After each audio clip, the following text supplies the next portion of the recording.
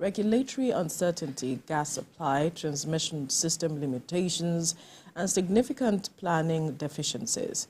The Nigeria Electricity Regulatory Commission has now decided to take over the distribution companies, including the Kaduna Electricity Company, as it declared them unable to discharge its responsibilities. The action followed the inability of the distribution company to settle 110 billion naira debt.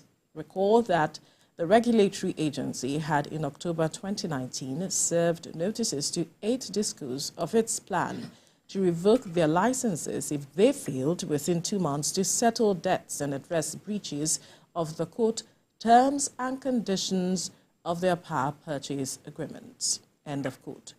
The NERC dissolved the board of Kaduna Disco and appointed replacements pending to run the firm, pending when it will be sold to new investors. But joining us in the studio is the chair and partner of the Energy Practice Group at Bloomfield Law Practice, Dr. Ayodele Oni. Good morning. Good morning. Thank you for joining us. Thank you very much for having me. Looking through this matters that we're seeing rising in the electricity sector with regards to distribution companies not able to pay up their debts, meeting up with the terms and conditions, one wonders if this is a reflection of the anomalies and perhaps the challenges that went on with regards to the agreement reached in 2013 when this was privatized. Well, yeah, partly actually. And if you go memory lane, the privatization for the distribution companies wasn't strictly cash or bid, financial bid. There was what was the ATC and C element. Each bidder had to specify over a 5-year period how they were going to reduce what's called ATC and C. ATC and C is the aggregate technical, commercial, and collection losses. Yeah. That's why you recall that there was a controversy. Edo, Ondo, Ekiti State had incorporated a company to bid, and the bidder higher than the winner of Benin Disco. But the winners of Benin Disco set a better ATC and C loss reduction, and that was the basis for winning. Now, if you look at that process, I think there were a few challenges. It was a good process that should have happened anyway. It should have happened.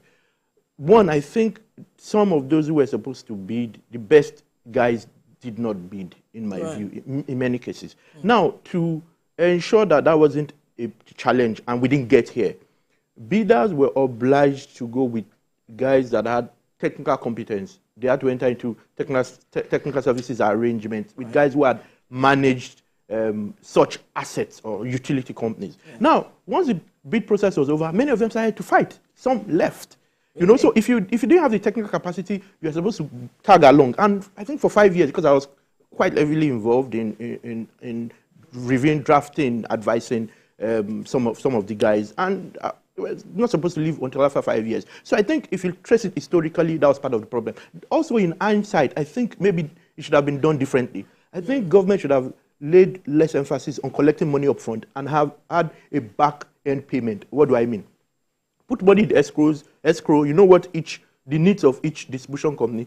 Let them put money in escrow, have a management framework where contractors, credible contractors and subcontractors are paid directly from the money, rather than government collect that money. And at that time, was quite financially, it was a prosperous time period in the country. So I don't think the government should have collected money in hindsight. Of course, we always seem better in hindsight. So yes, I think to a large extent, it's from the root cause were the issues around the privatization. Privatization, brilliant idea, should have happened. So what else, aside some of the issues you have raised? Okay, now we then, I think, to be honest, government did also play a role. Government didn't keep some of its promises. One, there were issues with the baseline, the basis for the guys taking over. Many of them couldn't even conduct due diligence. I was going to conduct due diligence together with technical people and financial, and they had to lie that we were consultants. You know, because labor too was a problem. Labor did not let those guys conduct their due diligence the way they should have. Maybe they should then have said, I'm not going ahead. But everyone always believes that, oh, it's Nigeria, it will always be profitable like telecoms, it will always be profitable like oil. So people just dived in without necessarily doing proper due diligence. And they had numbers given to them, I think, by NERC. And then it took NERC another 1 year to recalculate the baseline, that there was a problem. They didn't find out. So in some cases, they said, oh, losses here were 40%, whereas it was probably 75%. And you went in on the basis of that 40, So there were government's faults. I don't speak about this current government. This is new. Also the grid. There was a belief that the grid would improve because, if power is a value chain, right, and for every value chain, for every chain, you're only as strong as your weakest link. So if you have a weak link, distribution, transmission, or even just transmission, it's going to affect the whole system. Why? You then begin to have stranded power. You have power, because, for example, in Nigeria, the power we have available is much less than what we're able to pass through the grid. So some plants will have to constrain down, constrain off. Constrain down means shut off completely. Down means shut 1 or 2 units. Because power plants come in units. Yeah. You would have, if you have a 200 megawatt plant, it can be 50 in 4 units, right?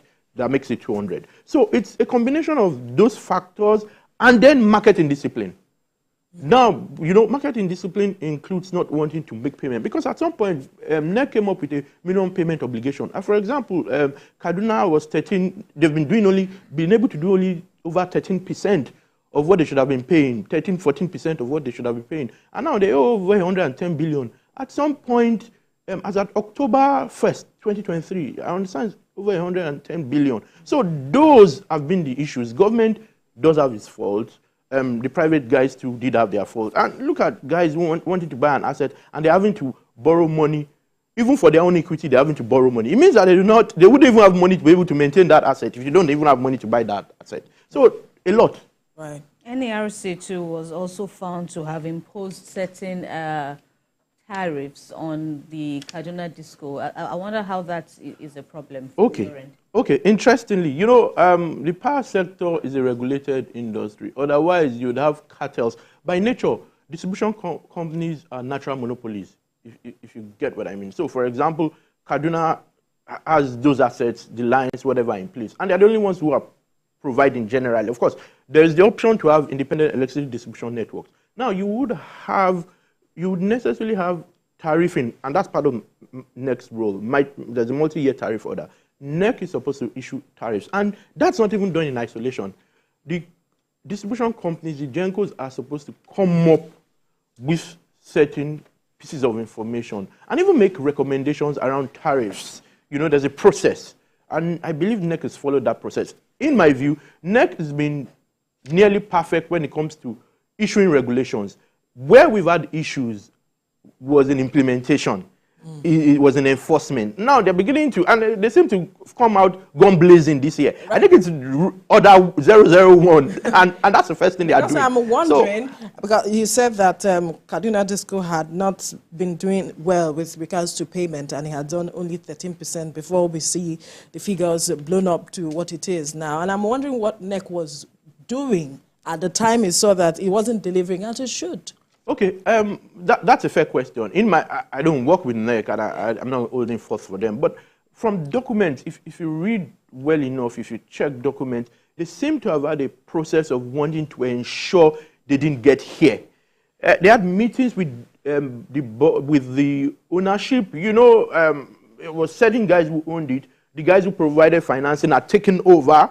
When you do your financing, you create security, share charges and all of that the guys can then enforce security. They are taking over. I don't want to mention names. And according to documents I've seen, including the order itself, it's a pretty long document, they had had meetings over time, the last 1 year. They've made presentations to NERC. They've tried to convince NERC. And you don't want to always wield the big stick.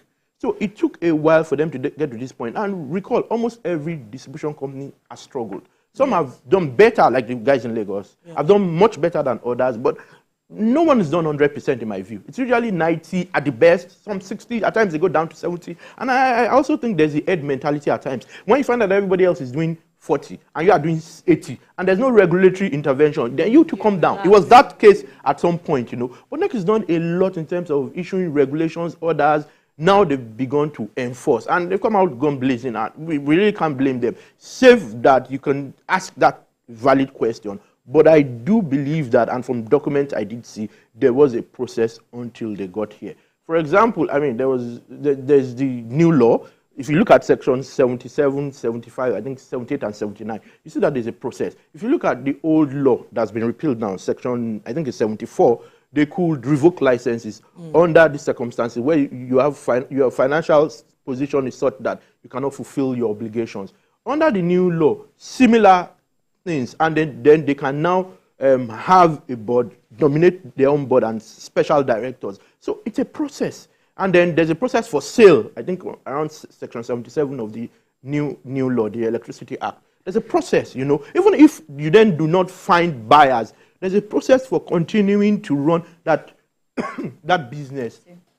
Because it's strategic. Right. If it goes down, then a section of the country would almost not have light. It's like banks going down. Because it's systemic problems. For example, there are certain banks, if you mention in Nigeria, if they go down, we're in trouble. Right.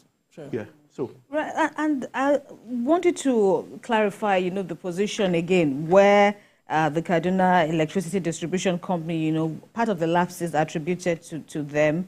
There was utility undercovered its revenues, that the utility undercovered its revenues to the tune of 88.75 billion, being the sum of the market shortfall. In terms of where it, you know, fell below, you know, expectations and all of that, help us understand perhaps whether this could also be the fault of the consumers within that domain. Is that what, you know, NERC is trying to point out? Bless you. Good question. Now, recall when you bid to take over an asset, you are allowed, you explain, and in this case, you said you were going to reduce technical, commercial, and collection losses. They expect it to be creative in the way. So yes, you could also say the consumers, but it's not next business. You're running a business, and a businessman, you even take market risk. Recall, so you're supposed to go to the market, be creative, have meters, a metering system, have an arrangement. That's why stuff like franchising, and because I write, I mean, I've written a few articles, books, and there's a concept around the Oluomo concept. I've called it the Oluomo concept. Funny, you can in a place like an Oshodi, yeah, in a place like an Oshodi or elsewhere, you would have sub-franchising, and if you have someone who whips people in shape, you'll be able to make collection. You just need to be creative. Look at your environment, what works. How would sub-franchising work? So that's what NERC expects you to do. And let's say you're even doing 70%. Maybe they'll consider that, but you can't say it's 13%. You can't continuously owe, and it gets to that extent. It then becomes a problem. And the other issue is you need to provide guarantees to the market. You owe MBET, you owe the market operator. I do feel for them, but I mean, business is what it is, unfortunately, and it's a utility company. It's strategic to, without, and recall what the president said, his last speech, that you can't have development if you don't have public power supply. It's important. So, because we are seeing the situation of power supply in the country as it is now. It's been erratic in the past few weeks, so to speak. And the question we asked, you know, leading up to this conversation was how this, now that we are seeing some takeovers of these distribution companies, if that will improve the situation of electricity, what really is going to happen at the end of the day with all of these takeovers that we're witnessing? It doesn't guarantee that it will improve, because in one or two cases, I mean, takeovers, so to speak, the guys who sold have taken over and are selling. If those fundamental issues cannot be dealt with, you and I also have a fault, you know. If we continue to steal electricity now, the Electricity Act has very punitive provisions around electricity theft, you know, and those sort of issues. But it's also reorientation. It's also people knowing that electricity isn't cheap. In the estate where I live, I spend an average of 400,000 a month, but we have electricity almost 24 hours. People are going to scream. You know, I screamed the first time, you know, and I'd moved from my previous house here, and I'd left my solar system for the tenant. But I ran back to pick it up when I saw my first bill, 400,000 naira. So I don't think electricity is cheap anywhere. Now, one thing you need to also take into consideration is that to generate electricity, you have cost, including gas, for example, if you're running thermal plants. Gas is already quite expensive in the world. Fuel is expensive now because of the issue. So if a key component is expensive, you don't expect the final product, similar to people thinking petroleum products will be cheap. If crude oil prices are high, remember you're only adding value to crude oil, meaning that it will be more expensive than the base, right? So if you're only using gas to generate electricity, it means there are other costs. So it doesn't necessarily guarantee, these things don't necessarily guarantee that things will necessarily improve. Also because, remember, we say it's a chain. Yeah. If the transmission system cannot do more than 5 or 7, depending on who you ask or get your statistics from or your data from, then it's still a problem unless they then begin to be creative and they do island mode where you can do embedded power, you don't need the grid necessarily. So those can improve, but it will still take a while. It will still take another 2, 3, 4, 5 years. You guys get in, they're not magicians. You know, if things have gone, if something has gone bad for, it's easier to destroy than build, you know. Absolutely. If it took so long to destroy, you then imagine how long it will take to build. Yes, things you can see things look up almost immediately, but it's only looking up. It doesn't mean that you begin to see the effect. So I don't think it guarantees anything in the short term. Maybe in the medium term, yes, it should if you have the right people. That's also that. I'm not sure how they will do that because during the bid process, they tried to do that by ensuring that everyone was paired. Everyone who didn't seem to obviously have the competence was paired with technical people, and they pushed them out. Was it their choice? No, it was their choice. Oh, yeah, that's a good question, because then you would have strange bedfellows. No, it was their choice. You know, many of them had Indians, guys that had done it before. I don't want to mention those companies. Guys who, if you hear their names, you'll be like, oh, yeah, this should go well. If these guys provide support. At the end of the day, a month, 2 months, a few months down the line, they pushed them out, or whatever it was, or they fell out. Nigerian factor? Yeah, the Nigerian factor could also be, whatever that means, could also be part of it. But yeah, that's what the problem is. So it's a historical problem from that process. Right. And the process should have been done anyway, because you couldn't continue to have PAT and NEPA. That was a disaster. But now that we have an interim administration, at least for that, we were living in the times of, Ibadan, or Ibadan Electricity Distribution Company also, being taken over now, Kaduna. So what pitfalls do you think the interim administration should avoid this time around? Okay, first, they need to, first, I hope those were the right people. That's the first thing. If they were the right people, they need to hit the ground running. Whatever lessons, they should quickly pick up the lessons from the outgoing administration. What did they do wrong? What can we do very quickly to get immediate gains? Do we need to go out to meet consumers? Do we need to employ more foot soldiers who will go around ensuring people do not steal? Because I guess two things are the problem. Poor metering, my view, poor metering and electricity theft. Yes, electricity theft. Consumers not wanting to pay for electricity. And you'll be shocked that even educated people who earn reasonably well think 400K or 500K is too much a month. But it is what it is, particularly when you do off-grid, because ours is largely off-grid, where I live. Because grid power is still the cheapest. Once you begin to do off-grid power, it's economics of scale. The fewer people using the more expensive it is, because a few people are paying for the gas and all of that. Unlike if you had more people. So the grid is still the best. So once you do off-grid, it will be expensive. So they need to be creative. Where are those industries, maximum demand customers? Those guys, they could quickly just move around and see how they can improve that. Otherwise, it will still be the same story. And theft, we don't have cases of theft on those off-grid, as against, those who are on the grid. Yeah, because it's smaller, more technology, there is more manageable. You may have, but you'll be, because even if you look at the grid, you'd see that there's allowance at times for losses and some of these things. And when you do your numbers, you will take some of this into consideration, maybe a 7.05 loss factor. It really, really depends. So all of these are taken into consideration. But I think it's both consumers, we Nigerians, we like to criticize government, criticize everything. But more often than not, we are also culpable. We're part of the problem. Yeah. So how do we begin to change the orientation of Nigerians with regards to this matter? I think the administration of President Obasanjo did a good job with national orientation at that time. I think we need to go back and see what was done and improve on it. And yes, because if people understand that if you are doing a disservice to yourself, Because trade and commerce cannot move if you don't have a 24. We need a 24-hour economy. If you don't have a 24-hour economy, if you don't have reasonably priced grid power, we are in trouble. I'm sure if I was doing grid power, I'd probably be doing half of what I currently do.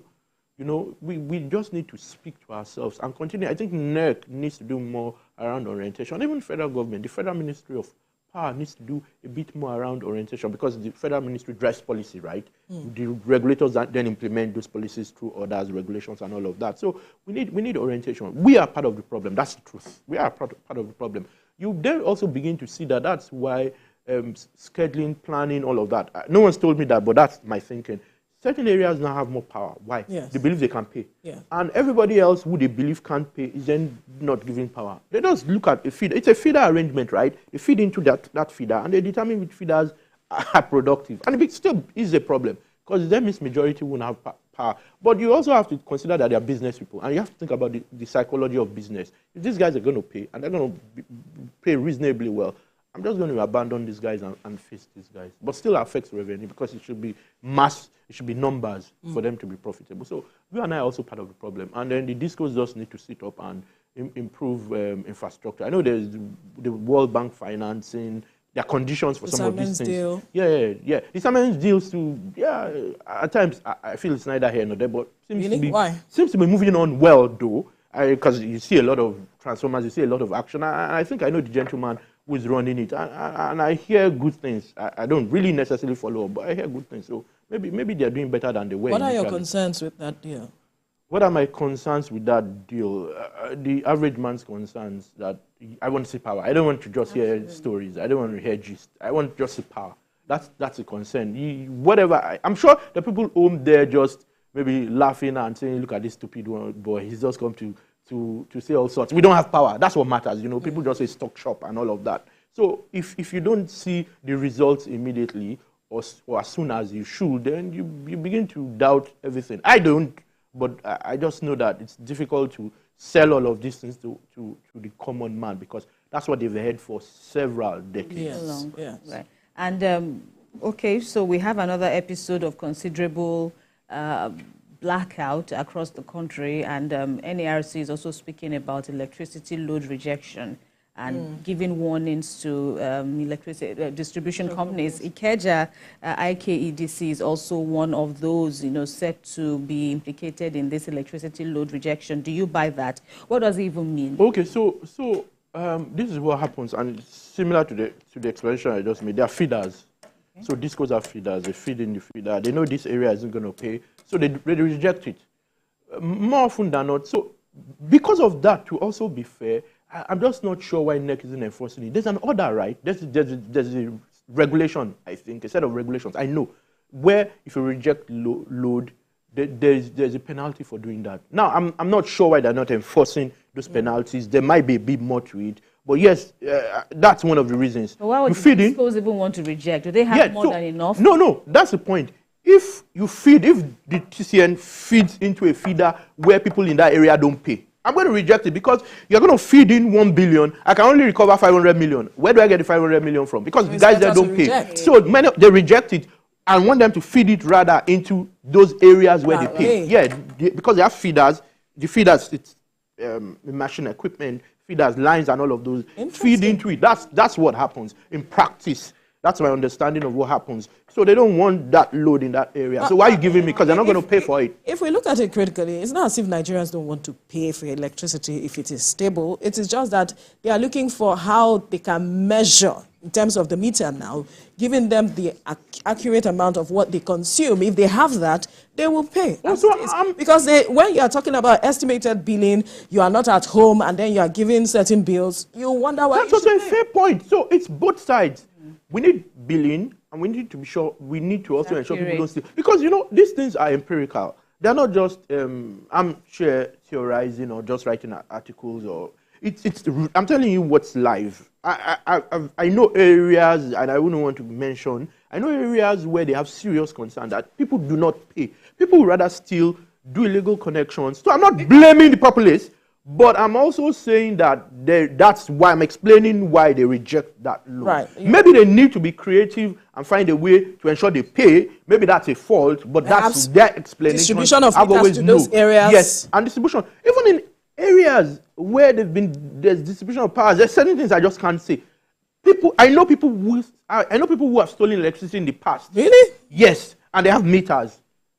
I'll leave it at that. I know for a fact people who have stolen electricity, whether I reported them or not is a different conversation.